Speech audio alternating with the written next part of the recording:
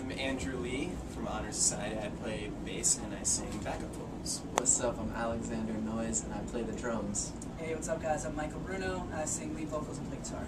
Hey, I'm Jason Rosen. I play keys and guitar. Okay, recently your single Over You, you had a video for that, and that's getting a lot of attention on MySpace, and the song's being played on the radio. How exciting is all of that to have that happening? It's amazing. Totally incredible. You know, Over You was only the second video we've ever shot, and really the first official video, you know, from our record Fashionably Late. So it's such a fun new experience for us, and Over You was really cool because it really had a narrative storyline going through it. So it wasn't just performance; there was actually some acting involved and stuff like that. So it's awesome. Yeah, we're stoked, and only recently we've heard our song on the radio, which is really, really cool. So yeah, the whole thing is just very exciting.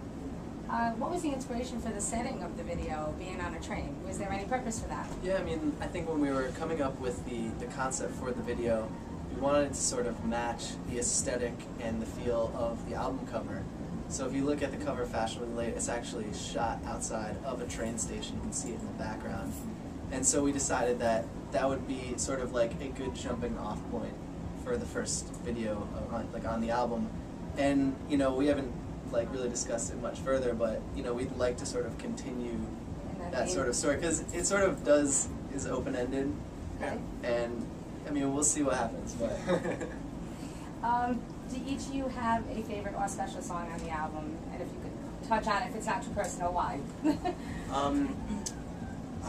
Right now, my favorite song to perform, and it's one of my favorite songs on the record, is "Sing for You," and it's the last song that we wrote for the album, right before we completed the album.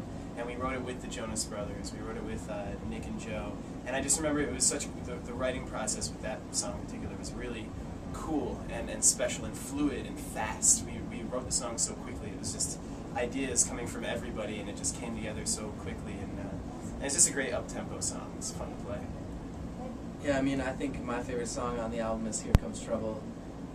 It was also one of the last songs that we wrote for the album, and we got to write it with a good friend of ours. And you know, going into the studio, I feel like we sort of in the headspace, we were there. We were ready to record that song at the right time, and I think it really came together in the studio for sure.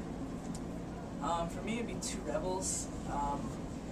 It's just a song I really just enjoy, kind of underdog stories. I think we've always felt sort of like underdogs, and you know, I just think it's so romantic to think about, you know, jumping in your car with your girl, or if you're a girl, you know, with your guy, and just leaving everybody and everything behind, and just being kind of like Bonnie and Clyde. So, yeah, that was the inspiration behind that song. Yeah, Two Rebels I love a lot, and it's one of my favorites. But I think Sing in the Dark has just a special meaning for all of us because it was the first song we wrote together as a band, and it's sort of you know, still just crowd favorite.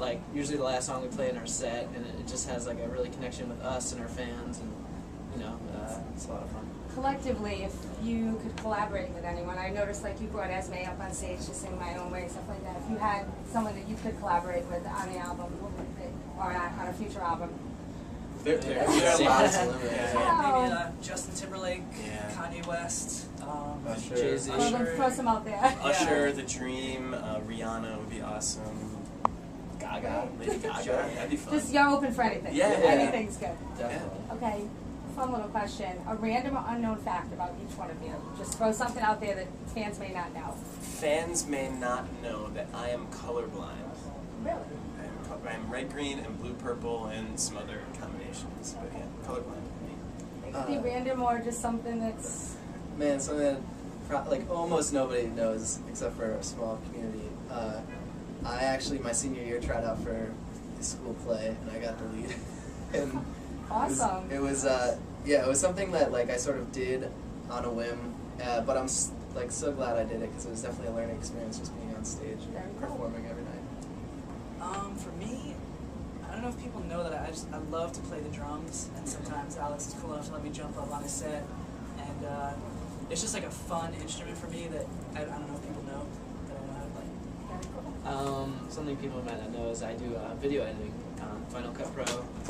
Use Isn't that Apple about one? computers. So, just wrapping up, anything you want to say to your fans and your supporters out there on a final note?